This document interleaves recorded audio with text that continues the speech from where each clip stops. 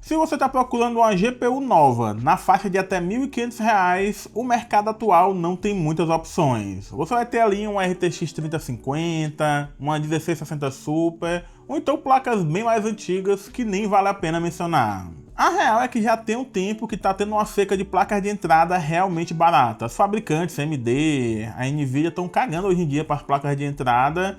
E por isso a gente tem algumas coisas absurdas como a RTX 5050 custando 2.000 conto no mercado brasileiro. Que assim, é uma placa interessante, mas pelo valor ela deveria ser mais barata, R$ 1.600, R$ 1.500. Só que tem uma placa da AMD da geração passada, da série RX 7000, que tem salvo muito a galera que tem um orçamento mais limitado. No caso, eu tô falando da RX 7600. Essa é uma placa de entrada lançada em 2023 para concorrer com a RTX 4060 e que até hoje tem um ótimo desempenho em Full HD. Com ela dá para jogar jogos atuais no alto ou no ultra a 60 FPS ou mais. O único defeito dela é que não tem um desempenho tão bom com Ray Tracing ativado, é um defeito da série RX 7000, mas sinceramente para a placa de entrada isso não tem muita importância. Então no vídeo de hoje a gente vai conferir o desempenho da RX 7600 em jogos pesados e comentar os pontos negativos e positivos dessa placa que é a mais interessante nessa faixa de preço de até R$ 1.500. Mas antes uma palavrinha do patrocinador desse vídeo. Tá precisando de uma chave do Windows, mas não quer dar a bagatela de 1.000 conto para comprar no site da Microsoft? Você pode comprar uma chave do Windows OEM baratinha na gvgmol.com. Basta usar o meu cupom AG25 que dá 25% de desconto em todo o site, que o Windows 11 Pro tá saindo por R$ 146, o Windows 11 Home por R$ 124 e o Windows 10 LTSC para quem foge do Copilot e de IA da Microsoft, que nem o diabo foge da cruz, por apenas R$ 78. A ativação é bem simples, depois de pagar você vai receber a chave na página de compras da GVGMOL, copia o código, insere um sistema operacional equivalente e na mesma hora o seu Windows será ativado. O link da GVGMOL está na descrição do vídeo, confere lá, chave do Windows baratinha é na gvgmol.com. Atualmente, o preço que você vai encontrar a RX 7600 nas lojas brasileiras em promoção é R$ 1.450, R$ 1.500. Eu dei muita sorte e consegui pegar na Shopee de madrugada com alguns cupons que apareceram esse modelo aqui das ROG por R$ 1.300, o que é um ótimo preço para uma placa como essa. Esteticamente eu não gosto muito desse modelo da ASRock, é muito retona, quadradona, mas em termos de construção é uma placa dual fan bem robusta. Tem backplate de metal, o dissipador é enorme, vai muito além do PCB e tem dois heat pipes que cobrem toda a extensão da placa. O resultado disso, como a gente vai ver mais na frente nos testes, é uma temperatura bem controlada, mesmo em longas sessões de gameplay. O cabo de energia é aquele básico de 8 pinos e tem 4 saídas de vídeo nessa placa, 3 DisplayPort 1.4A e 1 HDMI 2.1. Um ponto fraco da RX 7600 é que ela usa 8 lanes PCI Express 4.0. Isso significa que se você estiver usando uma placa-mãe que só tem PCI Express 3.0, você vai perder ali de 5 a 10% de desempenho dependendo do jogo. Não é muito, mas é algo que é importante você saber. Outro ponto que foi muito criticado na geração passada, aí tanto na Nvidia quanto na AMD, é a pouca VRAM. Essa placa aqui só tem 8 GB de VRAM. Então a gente tem algumas situações curiosas, que tinha também na RTX 4060, a gente tem até hoje na RTX 5060, que também só tem 8 GB de VRAM, que tem alguns jogos em que o chip gráfico consegue empurrar desempenho, mas pela falta de VRAM o jogo fica injogável. O setup usado com a RX 7600 foi minha máquina de teste, que conta com um Ryzen 5 7500F e 32 GB de RAM DDR5 a 6.000 megatransfers. É uma configuração recente, mas de entrada. Um Ryzen 5 7500F hoje em dia está custando R$ 800, às vezes 900 no máximo. A RAM é que é um negócio complicado, né? 32 GB de RAM hoje em dia tá valendo mais do que barra de ouro, mas ainda assim é um setup que combina com a RX 7600 por ser componentes de entrada em geral. Mas chega de papo, bora pros testes, bora ver como é que é o desempenho dessa placa, que é a melhor na faixa de até R$ 1.500. Vamos começar os testes com Resident Evil Requiem em 1080p, Ray Tracing vai estar desligado, fio de cabelo, um efeito que deixa o cabelo mais bonito ligado, qualidade gráfica no alto, iluminação e sombras no alto, e o Upscaling, o FSR 3.1, eu vou colocar a princípio no nativo para a gente ver como é que fica o desempenho.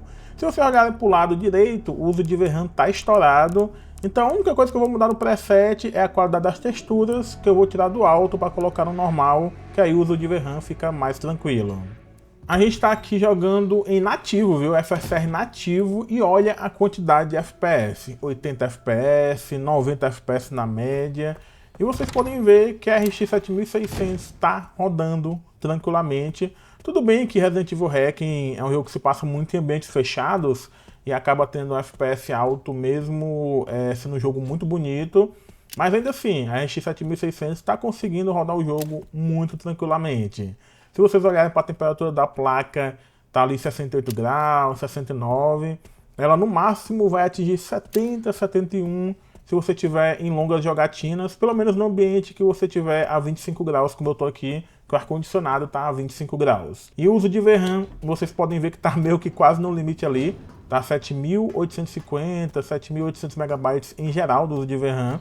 Então, mesmo mexendo lá naquela configuração de textura para botar no normal em vez do alto, ainda assim ficou pesado no uso de VRAM. É foda porque os jogos hoje em dia eles são feitos para rodar em 4K, então as texturas vêm em 4K mesmo quando você está jogando em 1080p, e aí pesa muito na VRAM. Ó, a gente atingiu agora 7.900 megabytes de VRAM. Aí é foda, né? Realmente pode atrapalhar o desempenho do jogo, que não é o caso que está acontecendo aqui, né? Tá no limite, mas provável que se você jogar por meia hora, uma hora, comece a ter alguma limitação de VRAM e você vai ter que mexer um pouco no preset gráfico. Ainda assim, o desempenho bruto está muito bom. A gente fez a média aí de 88 FPS e 1% low também, 63 FPS. É um desempenho muito bom. Se a gente manter tudo como tá, só mudar o upscaling para qualidade, para dar um pouco mais de aliviada, né, no desempenho, diminuir um pouco o uso de VRAM também, para não ter o risco da VRAM estar estourada, que nem estava quase para acontecer ali. E a gente vai ter a média de FPS de 146, 150 FPS. No momento a gente está subindo aqui essa escada, 140 FPS. É uma placa que dá para rodar, se o jogo for minimamente otimizado, você vai conseguir fazer 60 FPS no alto, no ultra. Ela não é uma placa que, porque saiu a nova geração, a RX 9000 ficou obsoleta. Tudo bem que uma discussão que você pode fazer é que o FSR 3.1 é bem inferior ao DLSS 4.5 da NVIDIA e ao FSR 4.0 e 4.1. Isso é uma realidade, porém o FSR 3.1, 3.0, se for bem implementado no jogo, você vai ter uma experiência muito bacana, uma experiência muito interessante também. Como Resident Evil Requiem tem o Frame Generation do FSR 3, eu ativei também para ver como é que ficava.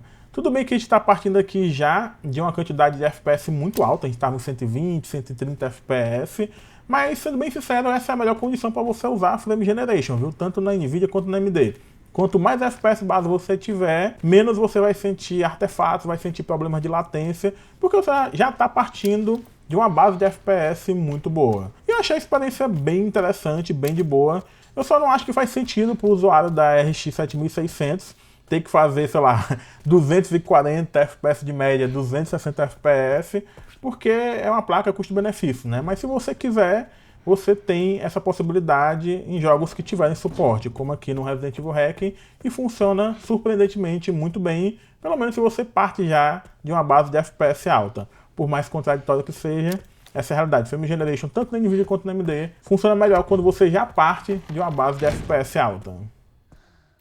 Um outro jogo que eu quis trazer aqui para testar de uma forma mais natural foi Death Stranding 2, e eu coloquei na pré-definição alta porque no Ultra esse jogo é muito pesado. Eu realmente quis colocar no alto e ativei o FSR no nativo para a gente ver como é que ficava o desempenho em geral. Só o fato da RX 7600 conseguir fazer 60 FPS nessa partezinha do trecho inicial do jogo, eu já acho muito interessante. Mostra que realmente essa é uma placa para rodar jogos atuais muito bem.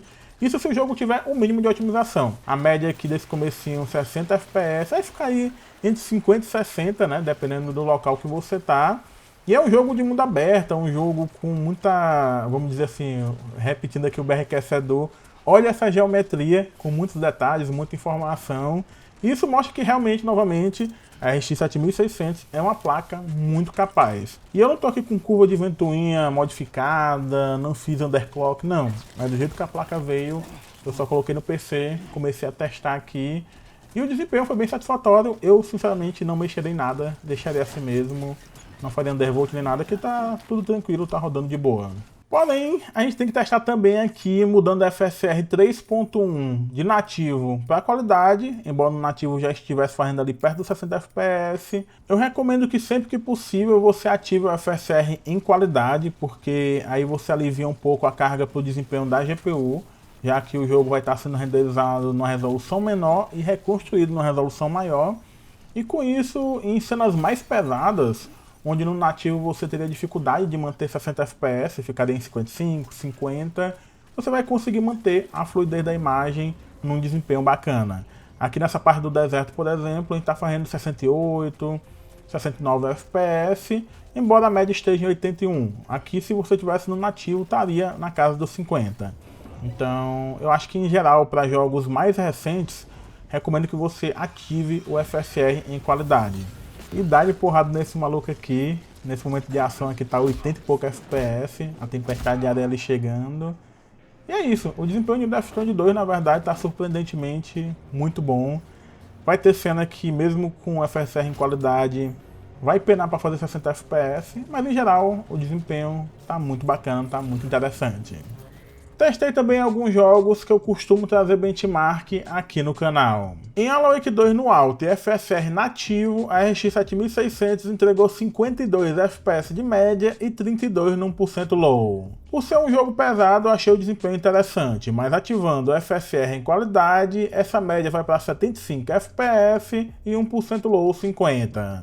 Arc Raiders em 1080p, preset alto, Ray Tracing no alto e FSR nativo, a média de FPS foi 86 e 1% low 66. Cyberpunk 2077 no Ultra e FSR 3 em qualidade, a média no benchmark interno do jogo foi 98.90 FPS e o mínimo 81.70 FPS. Ativando o Ray Tracing no Ultra, essa média cai para 44.56 FPS e o mínimo 37.30 FPS. Demonstrando aquilo que eu falei mais cedo de que o desempenho de Ray Tracing é um ponto fraco da série RX 7000. God of War Ragnarok em Full HD, no preset Ultra e resolução nativa, a média de FPS foi 88 e 1% low 70. Percebam que a temperatura da GPU sempre se mantém em 70 graus e o consumo de energia em 169 watts. Enfim, ativando o FSR 3 em qualidade, essa média sobe para 118 FPS e 1% low 95. Hellblade 2 é um jogo meio dureza de rodar no nativo, para qualquer placa dessas de entrada, mas por questão de benchmark eu testei em 1080p no preset alto com FSR 3 no nativo, onde a RX 7600 entregou a média de 42 FPS e 1% low 32. Mudando o FSR 3 para qualidade, essa média chega nos 63 FPS e 1% low 52. Indiana Jones e o Grande Círculo é outro título curioso de testar porque é muito exigente na VRAM. Nos testes que eu fiz na RTX 4060, 5060 e 5050, o jogo só rodou no preset médio para baixo. Pois bem, no preset Ultra e resolução nativa, a RX 7600 me surpreendeu e entregou a média de 36 FPS e 1% low 16. Um desempenho ruim porque estourou a VRAM, mas só de não ter crashado, eu confesso que eu fiquei surpreso com o desempenho da placa. Ativando a FSR em qualidade, a média vai para 41 FPS e 1% low 20 FPS. Ainda fica ruim porque, como dá pra ver, a VRAM continua no talo. O jogo continua usando os 8 GB da RX 7600. Silent Hill F no preset qualidade e com FSR também em qualidade, a média nesse trecho inicial do jogo foi de 55 FPS e 1% low 44.